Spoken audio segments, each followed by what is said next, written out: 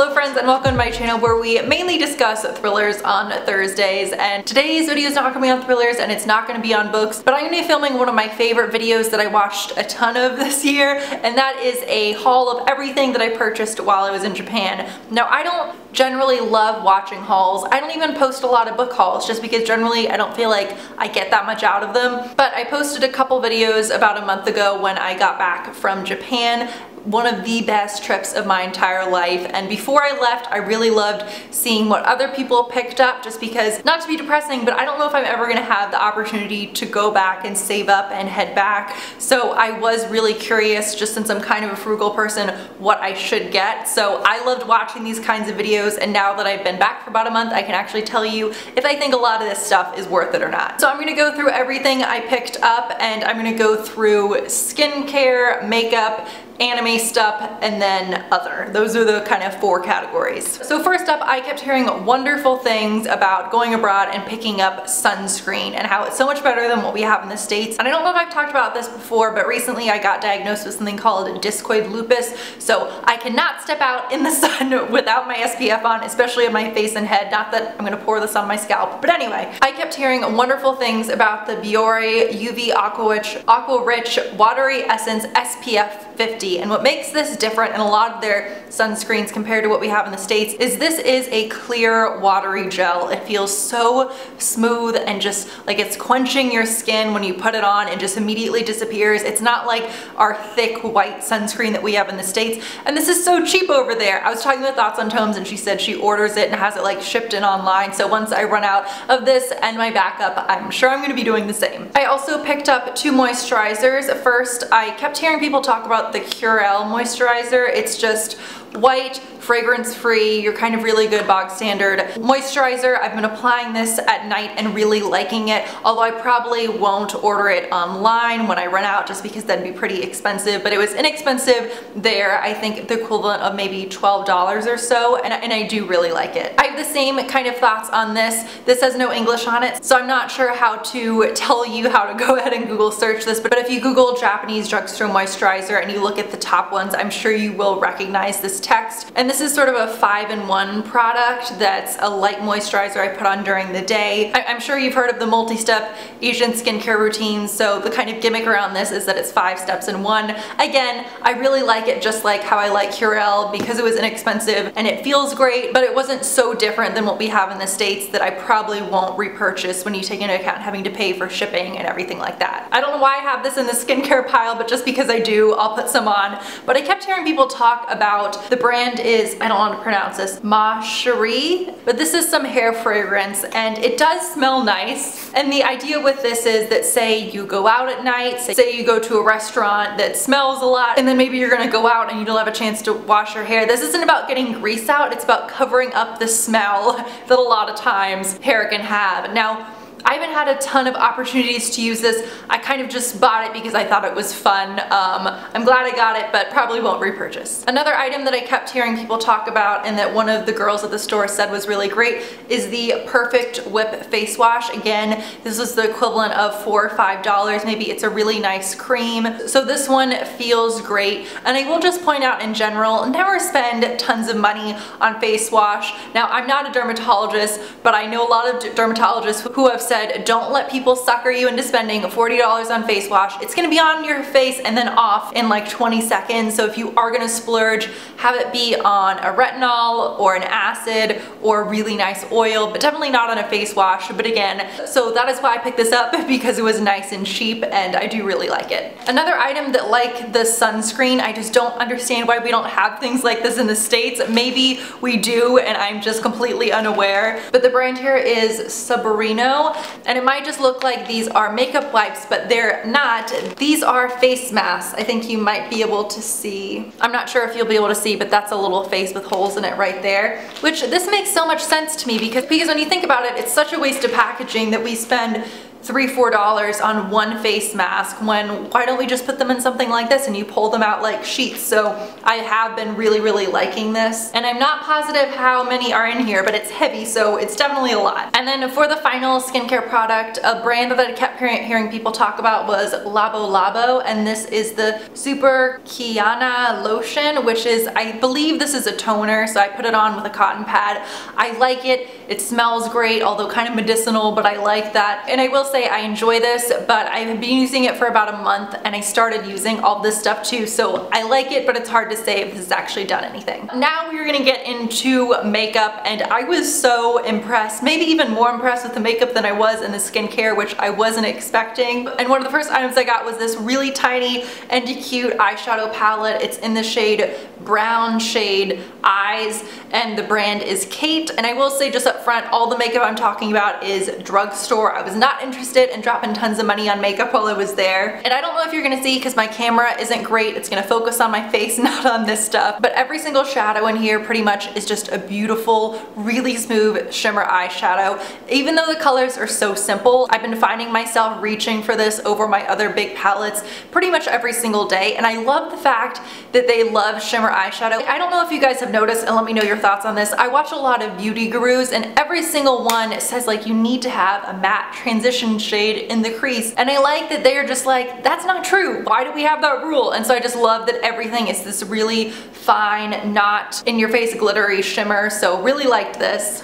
One thing I knew I wanted to pick up a lot of, because I know Japan is known for amazing eyeliner, and the number one that I was looking for, and they have tons of colors, but I wanted to get one that I would use every day, and this is by the brand Mote, M-O-T-E. I got the shade Brown Black, but I think this was a little more expensive than I thought it'd be. This was the equivalent of, I think, $15, but it's the most fine brush tip applicator. My mom got this too because she has very watery, hooded eyes, and she has a lot of trouble with having eyeliner actually stay on. And she bought one, I bought one, we started using it on the trip, which is something I'd recommend. Don't wait until you're home to try things, because you might dislike some things, you might love others, and want to buy backups while you're there. And we both bought backups of this.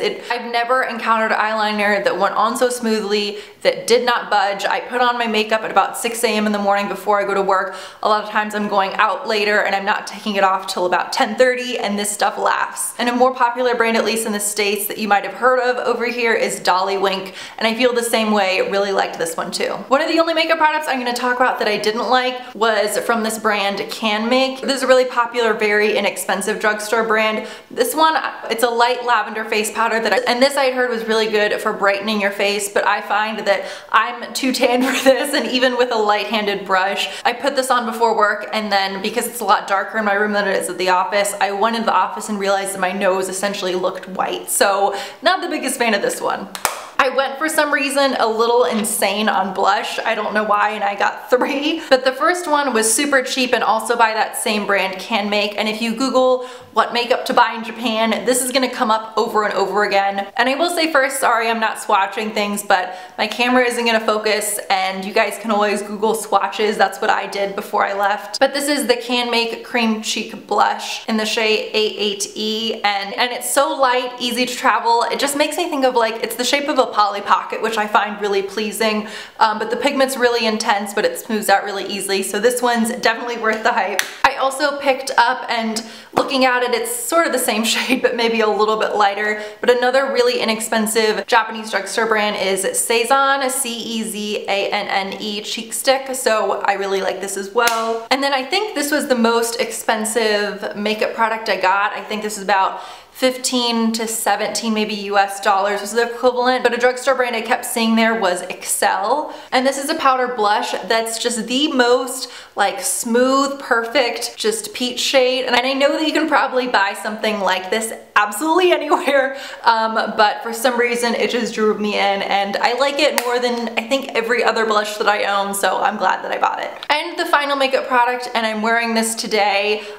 This is what it looks like when you take it out of its packaging. This one I'm gonna give to my friend, so it's still in the packaging, but I kept seeing at every single drugstore these things called lip fondues, and they had tons of different shades, but this is the one that's supposed to be, I think it's called a 3D pearl, and I don't know how to describe this, and there's no way I can swatch or have this shown on camera, but it's almost, if you are picturing a lip gloss that like Simply Nailogical would use, it's not straight up in your face glitter, but something about it just seems a little bit holographic, and it's very thick and makes your lips look a lot fuller, or I guess you can tell me if they look fuller. My mom got it in a different shade and she really likes it too, but it is very thick. Okay, now we are going to get into anime related things, and we'll start off on a bad note with the one thing that I regret buying. But we went to a place called Nakano Broadway. If you like anime, people generally have this kind of, not feud, but people say you should go to Nakano Broadway, which is this mall that I went to, or an area called Akihabara. And I went with Nakano Broadway and it was great.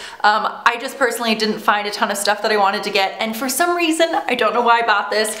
I don't even want to say because I'm such a frugal person, but this was the equivalent of like $28, I think. But this is an item from the Sailor Moon and Honey Salon collaboration, and it's a travel mirror so that when you're traveling, you can pop the mirror open, and this looks like Sailor Moon's bedspread. And my issue with this is, even though it is a real Sailor Moon product, I did Google it because I was like, was this collaboration real? It looks like it was. I don't know if you'd be able to tell on camera, but I just feel like I could have made this. It feels really cheap, but it is cute and I probably will use it. While I was there, I of course went to the Sailor Moon store and I picked up 2 things. I will say, if you love Sailor Moon, of course go to the Sailor Moon store because it's around a lot of other places you're probably gonna swing by. It's in Shibuya/Harajuku. But keep in mind, it is very small and it is incredibly expensive. I don't know if this is appropriate to say on camera, but they had this weird, it wasn't a bra, it was like a tiny tank top, sports bra, I don't know what it was, but I really wanted it. I honed in on it and it said $65 and I was like,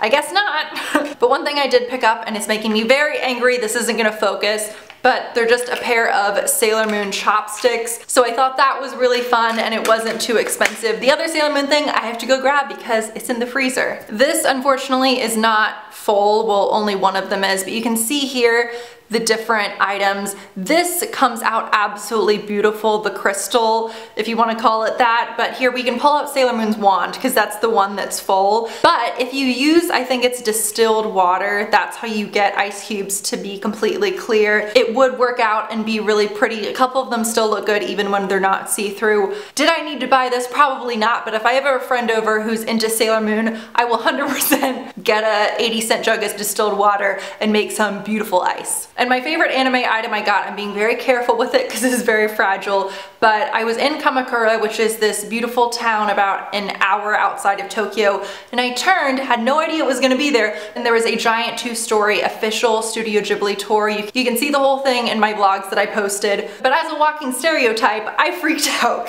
And I was really trying to decide what to buy because the prices were actually really reasonable and a lot less than if you tried to buy this stuff in the States. But I ended up deciding on this Kiki's Delivery Service teacup. Really nice. It came in this beautiful box, but it's already in storage, and they gave you a really nice bag and all this stuff as well. But it has Gigi on there. I don't know if you guys can see, but I'm so happy with this. The quality is just really, really wonderful. And I'm gonna stop holding it because I'm scared. Continuing with the anime stuff, while I was at the airport, I picked up these Princess Mononoke playing cards, and I think that these were only maybe $7 or $8. And I will say the Tokyo airport, or I believe we were at the Narita airport, has wonderful shops that really are not too expensive at all. Normally I feel like when you go to airports, a lot of airports I feel like will have one store that's just with some snow globes or t-shirts, but they had at least 20 to 30 shops of a wide variety of items, and I went crazy.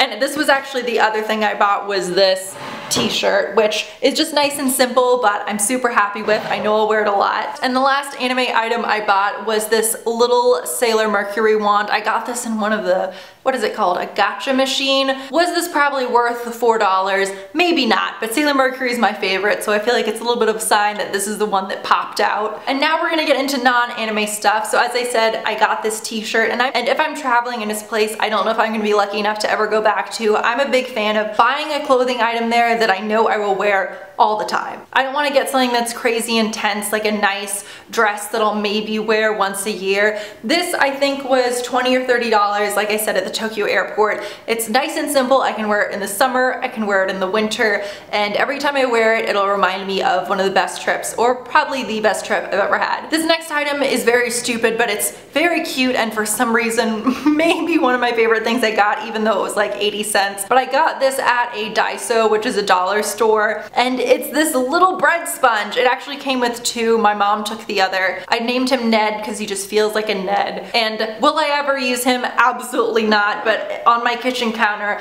I keep him inside the teacup, and I don't know if that doesn't bring you joy. I don't know what's wrong with you. This is the bag from the Studio Ghibli store. It's a little beaten up now, but I have some other things in here. And I would highly recommend, I'm sure a lot of you guys already do this, a really nice free item to get if you're on a trip in a city that you really love is to get a copy of just a map. This is a subway map. I got two different ones. Obviously these were free. You do have to be careful. I generally find something that I can roll these around so that they stay safe, or I like to store them in the laptop container of a backpack that has some stability. But I love to hang those up on my walls, and again, they're a great free souvenir. And in this, I have a lot of other random items. I did get some artwork. This one has a woman walking next to a shrine in the snow. Oh, I haven't actually opened these up since I got back, but I have another few prints. And I'm having trouble getting this out, and I think there's another one in there, but oh well. This one has some women sitting around, so I think I might go ahead and frame this. So I hope you guys enjoyed this video. Again, I felt a little odd filming it. I don't generally sit around and show you guys stuff that I bought, but again, I loved watching these before I left, so I thought you guys might like to see this as well. But I hope you guys are having a wonderful week. I hope that if you celebrate, you're getting up your lights. I don't believe in waiting until after Thanksgiving. Thanksgiving's one day of the year. There's no such thing as a Thanksgiving season. So again, I hope you guys enjoyed this video, and I'll see y'all next Thursday.